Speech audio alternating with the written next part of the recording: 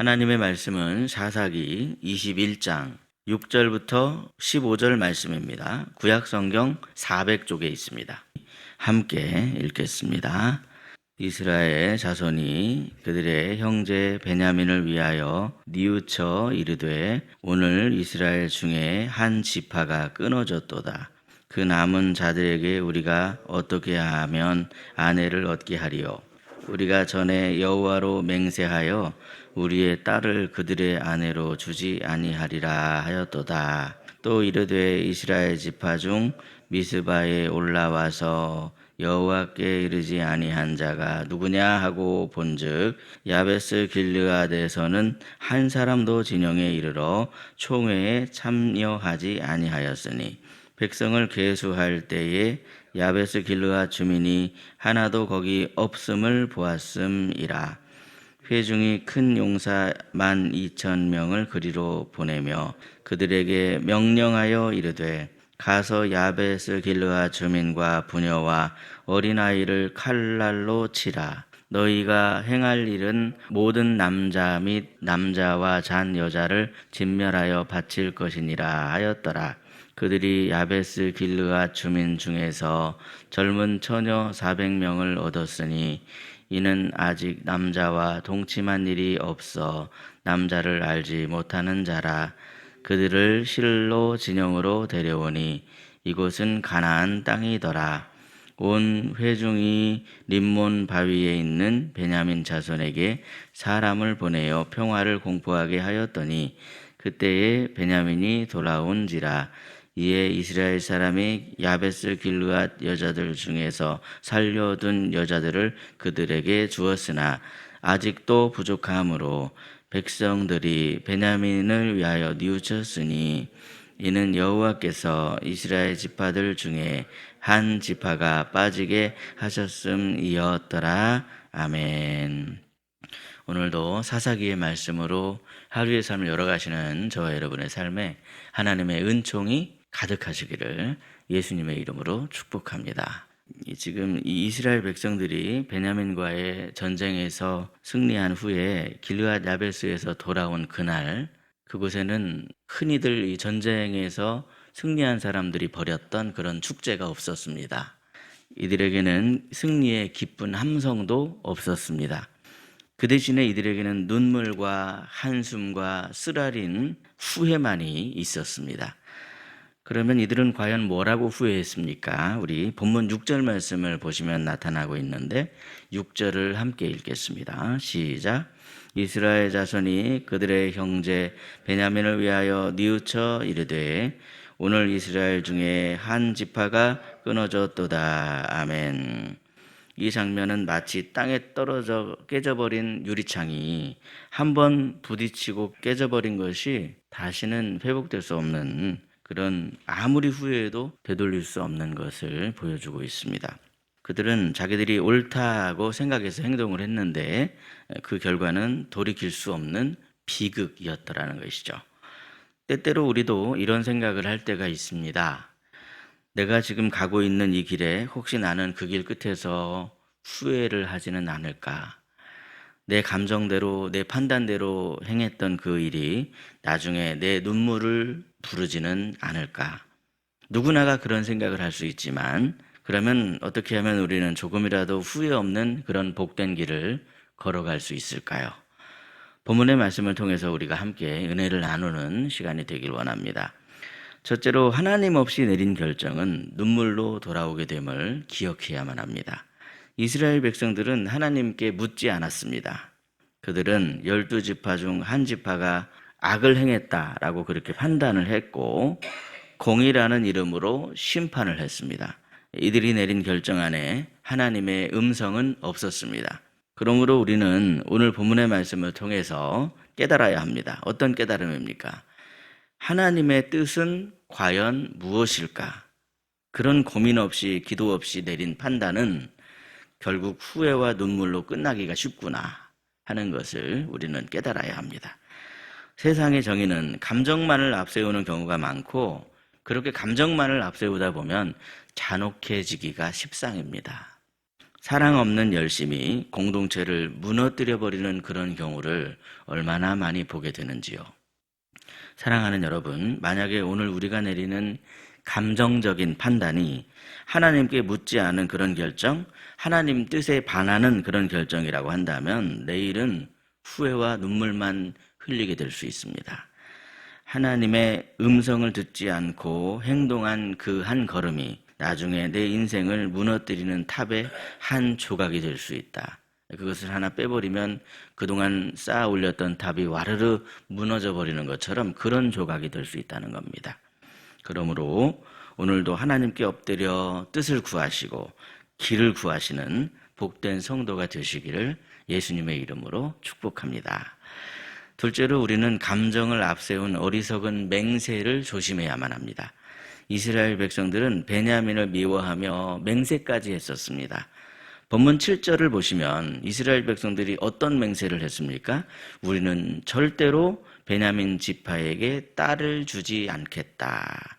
이들은 그렇게 맹세했습니다. 우리는 절대로 베냐민 지파에게 딸을 주지 않겠다. 그런 맹세를 했더라는 것이죠. 물론 이들의 이러한 맹세는 이들의 믿음이 신실해서 그렇게 맹세했던 게 아닙니다. 단지 감정적이고 성급한 맹세를 했더라는 것이죠. 그런데 이처럼 이들의 분노에서 나온 성급한 맹세는 결국 스스로 공동체의 회복과 번영을 막아버리는 풀기 힘든 족쇄가 될 수밖에 없었고 이들 앞에 가로막는 큰 벽이 될 수밖에 없었습니다. 갈등의 벽이 세워져 버리고 말았습니다. 뿐만 아니라 본문 6절의 하반절에 나타나고 있는 것처럼 오늘 이스라엘 중에 한 지파가 끊어졌도다 이렇게 금세 후회하며 탄식할 수밖에 없는 그런 일이었더라는 것이죠. 그런데 여러분 생각해 보시면 때때로 우리도 그런 경우가 있습니다. 화가 난 상태에서 상대방에게 던진 말 한마디, 감정에 휩싸여서 맺은 결심, 다시는 안 보겠다, 절대로 용서할 수 없다, 이런 말들이 결국 가정에서의 어떤 벽이 되고 공동체의 단절이 되고 교회 내에서 갈등의 뿌리가 됩니다. 왜 그렇습니까? 하나님의 말씀을 기준 삼기보다 우리의 감정을 기준 삼았기 때문입니다. 하나님의 말씀은 변함이 없지만 우리의 감정이 얼마나 많이 요동합니까? 이 감정을 기준 삼으면 안 되는데 그 감정을 따르면 이런 일들이 일어나게 되더라는 것이죠. 사랑하는 여러분, 하나님 앞에 맹세를 잘한다고 해서 그 맹세가 우리를 살리는 것이 아닙니다. 그러면 여러분, 우리가 살아나기 위해서 무엇을 따라가야 됩니까? 무엇이 우리를 과연 살립니까?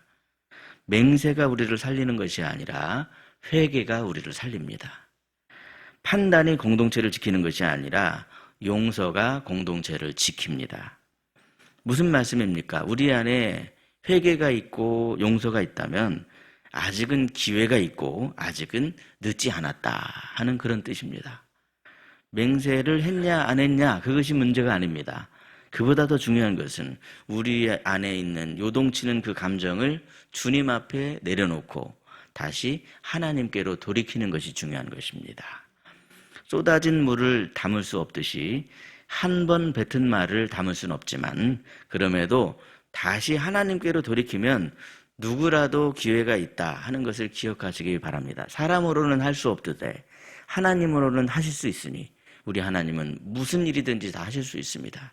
하나님께로 돌이키심으로 누구라도 기회가 있다 하는 사실을 꼭 기억하시기를 주님의 이름으로 축복합니다. 셋째로, 그러면 우리는 과연 왜 하나님께로 돌이켜야 합니까? 우리 하나님은 회복시키시는 하나님이시기 때문에 그렇습니다. 이제 본문의 후반부를 보면 이스라엘은 그저 울기만 한 게 아닙니다. 이들은 하나님께로 다시 돌아가 공동체를 어떻게 하면 다시 살릴까 이 길을 지금 모색하고 있는 걸 보게 되죠. 물론 이들이 택한 길이 완전한 것은 아닙니다. 여전히 이들 안에는 자기 소견에 옳은 대로 하려고 하는 그런 모습들이 남아 있어서 좌충우돌 우왕좌왕 한 번 잘못된 단추가 나중에 이렇게 엄청난 일들을 벌이게 되는구나. 우리는 그 점을 보게 되는데 그럼에도 여러분 우리가 놓치지 말아야 될 게 있습니다. 이들의 결정은 완벽한 것이 아니었습니다. 완전한 게 아니었어요. 또 다른 시행착오와 비극이 있었습니다. 그런데도 우리가 놓치지 말아야 될 점은 이들이 다시 하나님을 바라보고 다시 회복의 길을 찾았다 하는 그런 점입니다. 사랑하는 여러분, 우리 하나님께서는 회복시키시는 하나님이십니다. 우리가 아무리 어리석은 결정을 내렸다 할지라도, 우리가 어떤 후회의 구덩이에 빠져서 거기서 나오지 못하고 있다 할지라도 하나님께서는 우리를 절대로 포기하지 아니하시고 그 자리에서 다시 시작할 수 있도록 해주시는 하나님이십니다. 후회로 끝나게 하지 않으십니다. 회개로 돌이키게 하십니다. 그리고 회개를 통해서 회복의 길을 우리에게 열어주시는 하나님이십니다. 이들이 걱정했던 것처럼 베냐민 지파가 사라졌습니까? 그러지 않습니다. 사라지지 않았습니다. 이스라엘은 다시 12지파로 회복이 되었습니다. 그렇다면 그러한 회복은 과연 어떻게 가능했던 것일까요? 이들의 회복은 다름 아닌 이들이 하나님을 향해서 울기 시작했을 때, 하나님께로 마음을 돌이켰을 때 시작된 것이었습니다. 오늘 우리들 각자는 본문의 말씀을 통해서 아주 중요한 질문을 받게 됩니다. 과연 지금 내 인생의 판단은 누구를 따르고 있는 것입니까? 지금 내 주변의 관계는 어떤 감정의 맹세로 인해서 꽉 막혀버리진 않으셨습니까? 혹시 나는 지금 그러지 말걸 후회하는 것에만 멈춰 있는 것은 아닙니까? 아니면 하나님 아버지, 제가 손들고 갑니다. 그렇게 하시며 진정한 회복을 주시는 회개의 자리로 돌이키고 있으십니까? 사랑하는 여러분, 그러지 말걸 후회하는 그런 것은 단지 이 과거만을 붙잡고 있는 것이지만, 하나님 아버지, 제가 잘못했습니다. 진정으로 아버지께로 돌이키길 원합니다 하는 회개는 우리의 미래를 열어주는 열쇠입니다. 후회는 단지 눈물로 끝나버리고 말지만 회개는 우리를 참된 소망의 자리로 이끌어줍니다. 그러므로 오늘 이 아침에 주님 앞에 우리의 마음을 드립시다. 우리의 잘못된 맹세, 잘못된 감정을 다 우리 주님 앞에 내려놓으십시다. 그렇게 주님 앞에 우리의 죄짐을 내려놓으시고 다시 우리 주님의 뜻을 구하심으로 말미암아 주께 힘을 얻으시고 새로운 회복의 길을 걸어가시는 저와 여러분이 되시기를 예수님의 이름으로 축복합니다. 기도하겠습니다. 하나님 아버지, 감사합니다. 오늘도 사사기의 말씀을 통하여서 우리를 회복시키시길 원하시는 하나님의 음성 듣게 하시니 참으로 감사합니다. 사랑의 하나님 아버지, 우리가 우리의 어떤 감정적인 판단보다도 하나님의 음성에 민감할 수 있게 해주시옵소서. 감정이 기준이 아니라 말씀이 우리 삶의 기준 되게 하옵소서. 후회로 그치는 인생이 아니라 하나님께로 돌이키는 회개를 선택하는 복된 인생이 되게 해 주옵소서. 그리하여 끊어진 관계가 회복이 되게 해 주시고 무너진 공동체가 다시 세워지고 살아나도록 우리를 회복의 통로로 사용하여 주옵소서. 우리의 기도를 들으시는 하나님, 여호와 라파 치료의 하나님께서 몸과 마음이 연약한 주님의 자녀들을 불쌍히 여겨주시고 치료의 광선을 발하여 주시길 원합니다. 날마다 강건하여지도록 그 마음과 생각을 지켜주시옵소서. 희락의 가정마다 임마누엘 하나님의 은총이 넘치게 하여 주시고 주님의 인도하심을 따라서 형통의 길을 걸어가는 자녀들이 되게 해 주시옵소서. 성실하신 하나님 아버지, 우리 마음에 착한 일을 시작하신 하나님이 그 일을 이루실 줄을 믿습니다. 우리 대한민국이 이제 새로운 시작, 새로운 발걸음을 내딛게 됩니다. 이 대한민국을 사랑하시는 주님, 우리 대한민국이 다시금 회복되고 번영할 수 있도록 주님께서 이 나라에 하나님이 뜻이 이루어질 수 있도록 주님께서 지켜주시고 인도하여 주시옵소서. 오늘은 수요기도회로 우리가 함께 모여 기도합니다. 말씀을 전하는 주의 종을 주님 붙들어 주시고 우리가 모여 함께 기도드릴 때 하늘의 문이 열리고 사랑의 음성을 듣는 시간이 되게 해 주시옵소서. 이 시간 주님 십자가 앞에 엎드려 간절히 기도드립니다. 일어나 내 자리를 들고 걸어가라. 사랑의 음성으로 저희들에게 말씀하여 주심에 회복되고 치유되는 기도의 시간이 되게 하여 주시옵소서.